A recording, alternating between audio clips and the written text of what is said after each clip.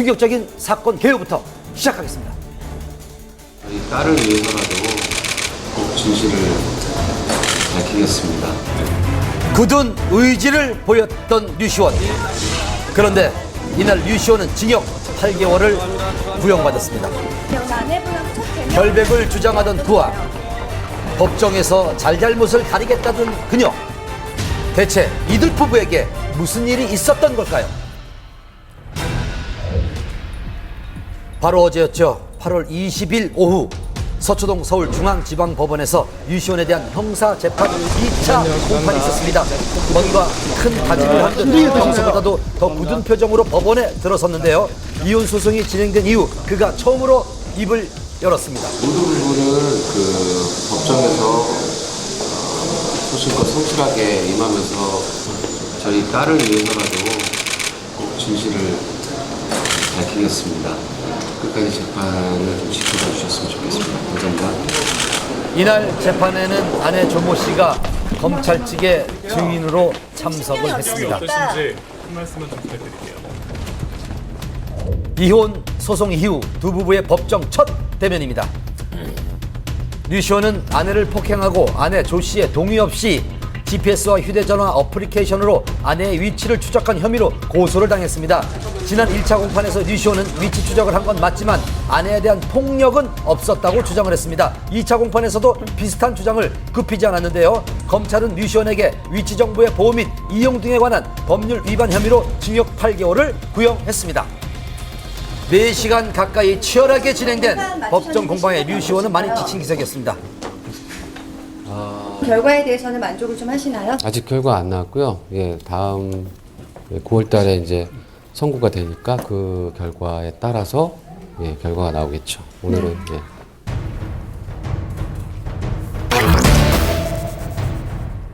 또한 이날은 두 사람 사이에 숨겨왔던 지극히 개인적이고 낯뜨거운 공방전까지 펼쳐졌는데요. 제가 직접 참관해서 자세한 내용을 보고 들을 수 있었습니다. 취재 이어집니다.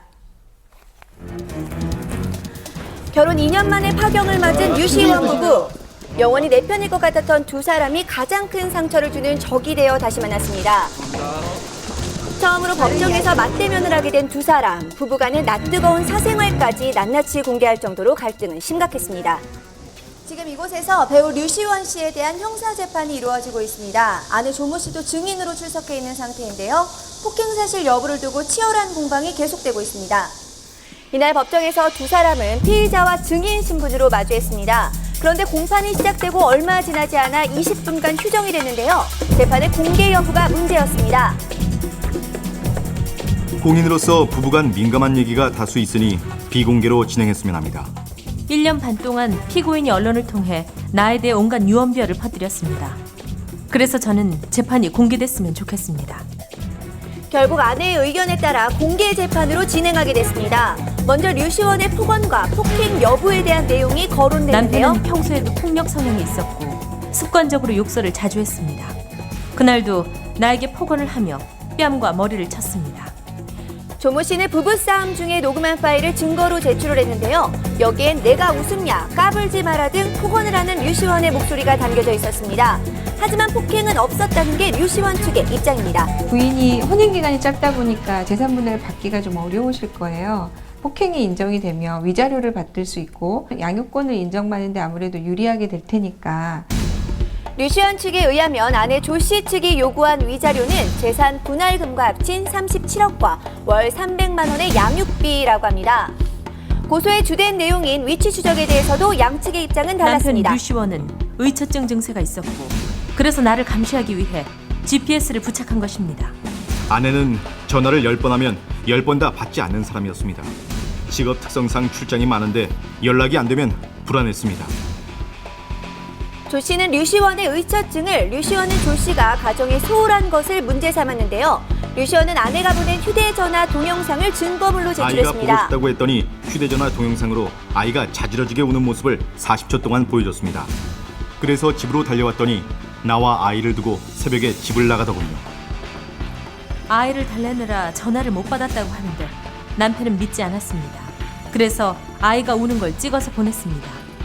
그리고 남편이 집을 나가라고 해서 저는 친정으로 간 겁니다. 남편은 내가 뭘 한다고 해도 믿지 않는 사람이었습니다. 어떤 언쟁을 직접적으로 한 부분은 없었습니다. 다만 이 조 씨의 그 신문 과정에서 류시원 씨의 변호인 측이 강하게 압박을 하면서 이번 그 이혼에 대한 귀책 사유가 조 씨에게 있는 것이